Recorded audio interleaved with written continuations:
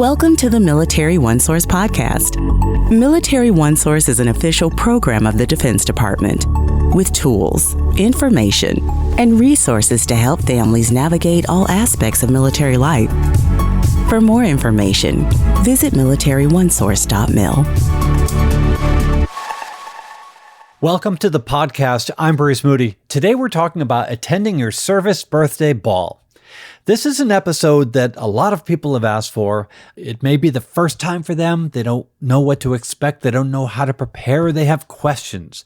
So while I was visiting Fort Bragg, I spoke with a soldier, went through a whole lot of questions, got a lot of answers, got a lot of advice. This is an episode that I hope that you'll share with somebody who is preparing to go to their first birthday ball, because we have the information that they need to turn the stress level down and make the experience more enjoyable. This is all part of why we do this podcast. When a military family is strong, when the stress at home is dialed down, the service member is better able to focus on the mission. Simple as that. So I hope that you find today's episode to be useful. And we always like to hear from you. We have a link in the program notes. You can send us a question or a comment about what you've heard today. And here we go. Today's episode. Good to have you on the podcast. Please introduce yourself. Hi, I'm Captain Ngon A Ngon, and I am a PAO at 18th Airborne Corps. Awesome. PAO being Public Affairs Officer. And we're here to talk about, well, here's the background. So we also have a blog, and on this blog, it's intended for military spouses. And it's written by military spouses, for military spouses. By the way, if you're listening to this, we'll put a link in the program notes. You can write for the Blog Brigade. We'll put a link in the program notes to tell you exactly how to do it. But I will tell you the most popular post on that blog is letting people know, spouses know, how to prepare for their service birthday ball, which is why we're having this conversation, because trust me, you don't want any fashion advice from me. Okay. All right, so this podcast is for everybody across the military, but I do want to mention, because you said you wanted to mention, that this year the Army turns 250 years. So if you're wanting to go to a birthday ball where they're really, really trying to make it really shine, the Army birthday ball this year is the one to go to, right? Yeah, absolutely. I only turned 250 years old one time. So there's going to be balls all over the country. The Army birthday is June 14th. So if you're looking for a birthday ball near you, just check with your local command and see if there's one happening, because it really is a historic event. We're going to be celebrating a lot that week. So there's an opportunity there, just more motivation to go see something extraordinary and exceptional and beautiful. Thank you. Make those core memories. It's important. All right, we will. So, generally speaking, what do you want spouses to know about these service birthday balls, regardless of the service that they're affiliated with? So, most units will typically have a ball as an annual event, and they're there as an opportunity for you to go out with your soldier or your airman or your Marine or whoever your partner is that is asking you to go to this event with you. And you get to see this incredible combination of people coming together to celebrate unit history and the morale between one another. So it's really a special night, and it's something that you're making memories with your significant other. Is it fun? Absolutely. Okay. But if you're nervous, you're not going to have fun. And maybe we'll have a conversation. We'll go through some of the things that make people nervous, and maybe that will allow people to have more fun. Sound good? Sounds great. All right. So where do we begin? Again, I'm going to be really relying on you to help me with this conversation. But maybe we can begin by kind of unpacking. You mentioned, what the purpose of a ball is. Maybe we can give people a sense of what generally is happening at one of these service birthday balls. Yep. So typically you are going to arrive. There's going to be a cocktail hour and a social hour. So there's usually, in most situations, there would be an open bar. Sometimes units are able to coordinate for childcare on site. So you drop your kiddos off if you've got them.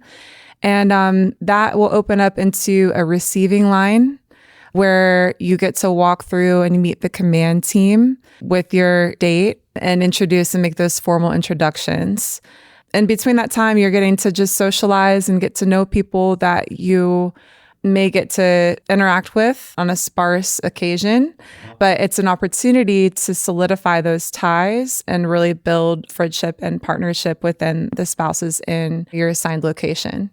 So how should a military spouse refer to their service member's boss when they're at one of these birthday balls?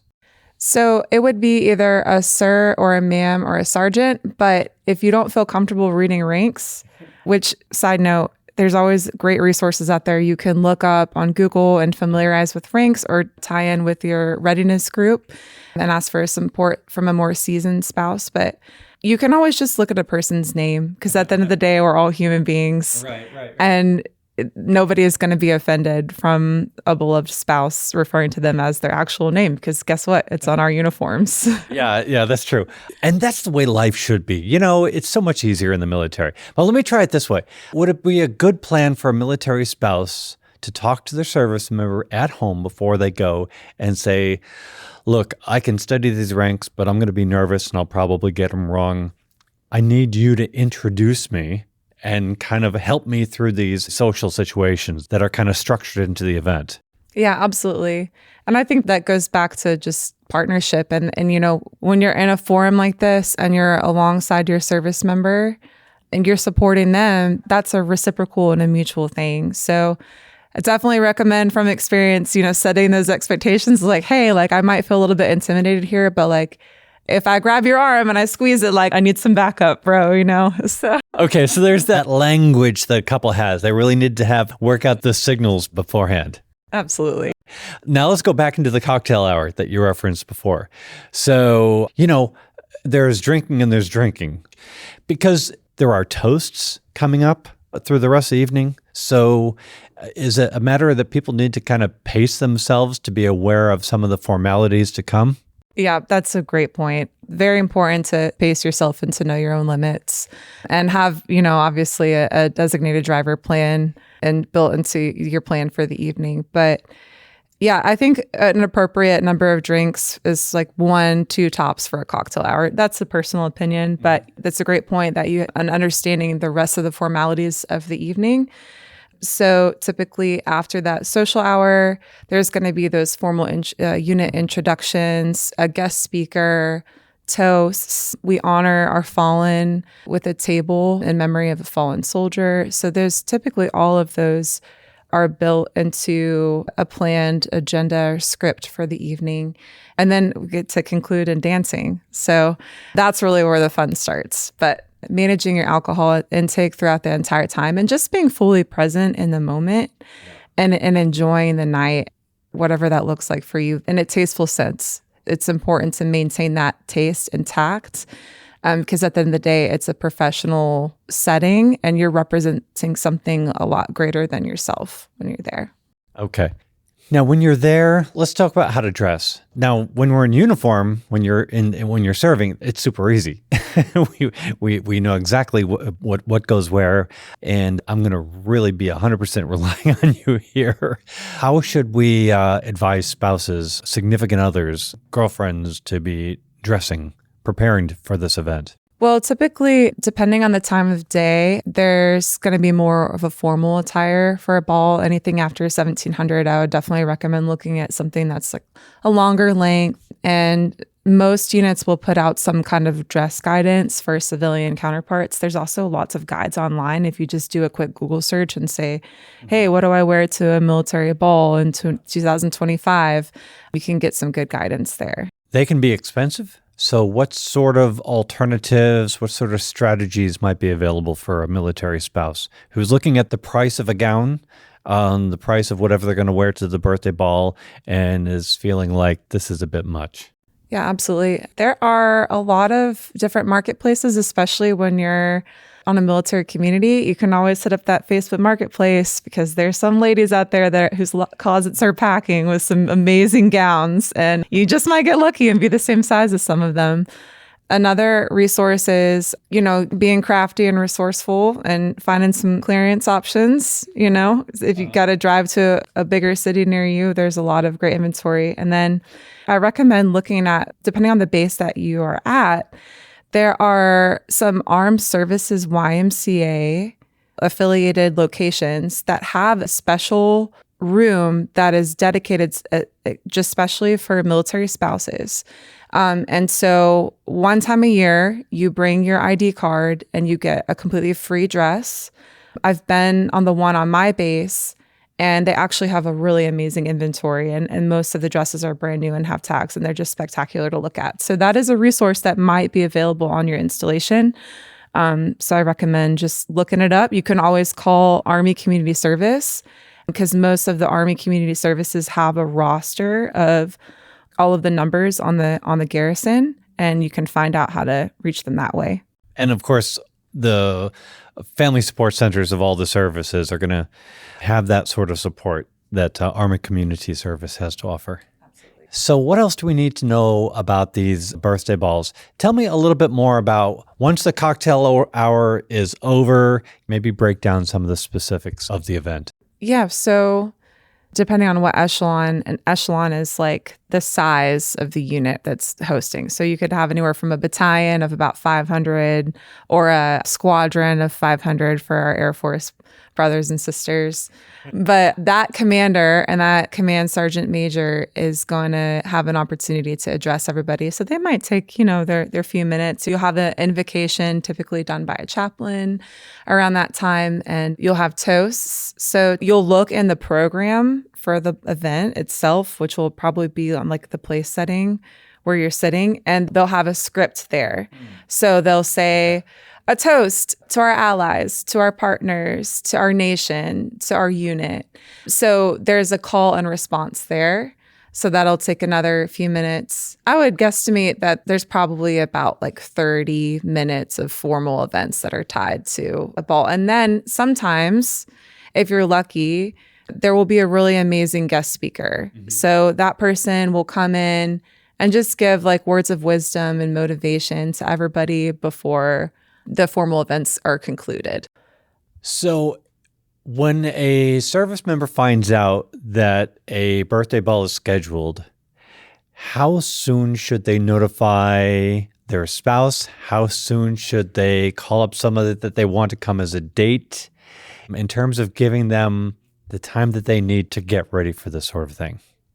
People don't want to have to feel rushed, and they want to feel like they have time to find the right thing to wear and all the other stuff that you do to your hair and your nails. And I'm out of my element here. So how much time does all of that take, and how much notice should you give somebody that you want to invite? I think probably between like 2 or 3 months is a fair timeline to backwards plan. But this is my mantra recently: where there's a will, there's a way. But, there is that aspect of childcare coordination that some families have or don't have. That's really important to take into consideration, especially when you're looking at the budget for the evening. But yeah, I think it's completely achievable within a 2-month time span. I think that's a fair ask, but it's always good to convey information within a timely notice. Okay. Good. See, we're getting dating advice in here as well. So this is really helpful. I'm really grateful that you're shedding some light on this. So there are the formalities. There's the cocktail, and we should get into the dancing afterwards. But through it all, what are the socializing opportunities? Obviously, the cocktail hour sounds pretty sociable, maybe not so much during the formal toast and the speeches. Is the service member and the spouse or date, are they like linked arm in arm the whole time, or are they wandering around and socializing? Give me an idea of what's happening during this time. The great thing about this kind of situation, right? There is typically going to be an assigned seating roster. So after you get that social hour and you're ready for like a little quick break, guess what? You get to go back to your assigned seat, and you get to sit there and reset and get to the point of just feeling comfortable, get settled, get something to eat, like if there's like a little appetizer there. And you get to leave that seat whenever you feel like it. Okay. So the thing about a scenario like this is it's on you to make it what you want it to be for yourself. Mm-hmm. I really recommend just taking the opportunity and putting yourself out there. And if you're an introverted person, coming out of your shell. If you're an extroverted person, like looking for that introvert and just saying, hey, like, let me get to know you a little bit, because you never know what kind of friendship that could be made from an event like this. You never know who you're going to meet. So personal opinion, I recommend not staying glued to your service member's arm. I recommend finding a balance and just going out and making a new friend, because that's a really special, unique opportunity where you have so many different people. I mean, think about it. What other community in the entire world, we get people from every single state, like multiple different countries. We've got international spouses that met their service member when their service member was stationed. I mean, this is literally such a beautiful, diverse community that we have. Yeah. So I look back on some memories that I have of balls and other like spouse events, and I can pinpoint some of the best friends that I have from Dallas, Texas, and from Italy, and from Michigan, and from California, and from Germany too, because of events like this. I wouldn't have had them otherwise. Okay. So dancing. So we're on to that part of the evening. And what would be the level of party that we're at this point? We've gone through the formalities. We're not toasting anymore. There's no more speeches. We're dancing. So if a speech is a 0 and you're on a scale of 1 to 10, where is the dance portion of the evening? Well, you're asking a person that has 2 left feet about dancing. Okay. Well, all right. I've got 2 right feet. So yeah, so that's really, it is a fun time. And at that point, like, you're there to have fun and let loose. Okay. So I would put dancing at an 8. All right. But I also just like to watch people too, because I will go dance, and it will not be a catastrophe, but it will not be exceptional. But I really, really do just like to see the love and the joy happen and the exchange that happens in that kind of climate. Mm-hmm. And I think it's also like up to the DJ, like hopefully the unit planned for a good DJ, with a good sound system, because that can make or break it.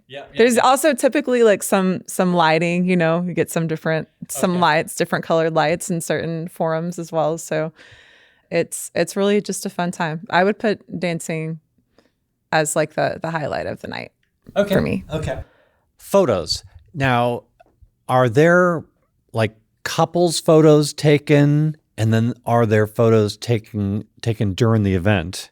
And how do you avoid getting your picture taken with a fork full of food in your mouth, which is a real thing? That is a real thing.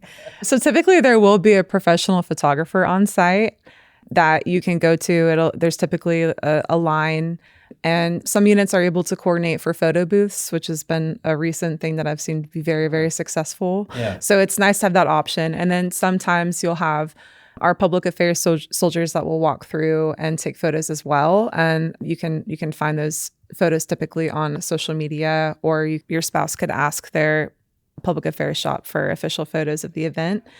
As far as getting no photos taken of you with a fork in your mouth, I don't know the antidote to that, because I wouldn't advise people to not eat. But you show up, you're gonna get your picture taken. Just be watchful. Yeah. It might be a spoon. You could. So just so you know, it's going to be the public affairs folks, of which I was one of these people walking around during these events taking photos. We generally are not taking photos during the meal portion, but there are a lot of exceptions. But we will try not to get a photo of you really excited about the main course. What we call it candid. Oh, yeah, candid. Candid means your cheeks are full of food. We'll try not to take those kinds of photos. But generally speaking, maybe we can wrap up this conversation with just letting people know, that they should be looking forward to the opportunity to go to a birthday ball, and that the service member should give them enough time to get ready for it. Absolutely. Yeah. That's a good policy to go by, or a good practice to have. But, when you're a military spouse, you're prepared for pretty much anything to happen. So I think taking advantage of the opportunity to just go out and relax and have an amazing time and just try a new experience, whether it's good or bad. You know what? Hey, you did it. And there's something really beautiful about that. Ideally, it's an amazingly planned event, and it's a highlight for you and for your service member looking back when they retire, and you've got amazing photographs of an amazing night.